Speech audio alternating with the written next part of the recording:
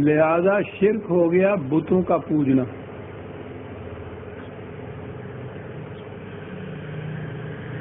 پھر تو ہم میں سے کوئی بھی مشرک نہیں رہتا نا.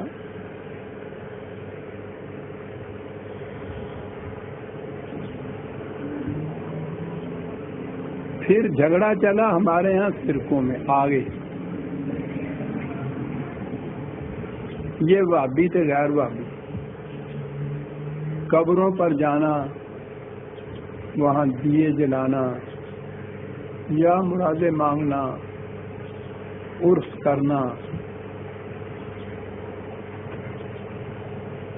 ان کی مخالفت کرنے والے، پتہ نہیں آپ لوگوں کے ہاں بھی تھا، ہمارے ہاں پنجاب میں ان کو موحد کہتے تھے نا موحد، یعنی یہ توحید پرست ہے. اسی طرح سے ماننے والے کہ ایک خنزیر حرام ہے، 20 اور چیزیں بھی ساتھ، لیکن قبروں پہ نہیں جاتے، دیے نہیں جلاتے. گویا خدا کی الوہیت یا الہیت اس کو کہیے، وہ تو ہو گئی پرستش. خدا کے سوا کسی کی پرستش نہیں کرتے، بت نہیں پوجتے، مشرک نہیں ہے. توحید یہ ہے کہ قبروں پہ نہیں جاتے.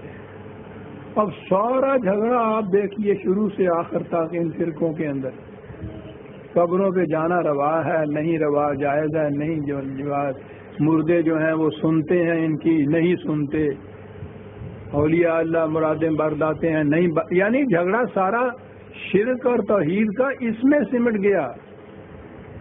خدا کے حکم کے ساتھ انسانوں کا حکم ملانا یہ تصور میں بھی نہیں ہے کہ یہ شرک ہے. وہ چل رہا ہے، ان کے ہاں بھی چل رہا ہے. جو یہ دیے جلانا جو ہے یہ غیر اسلامی قرار دیتے ہیں، ان کے ہاں بھی چل رہا ہے. جو دیے جلا کے آ جاتے ہیں، دونوں کے ہاں یہ سب کچھ چل رہا ہے. یہ شرک ہر جگہ موجود ہے. تو شرک سمٹ کے آ گیا بت پرستی میں یا قبر پرستی.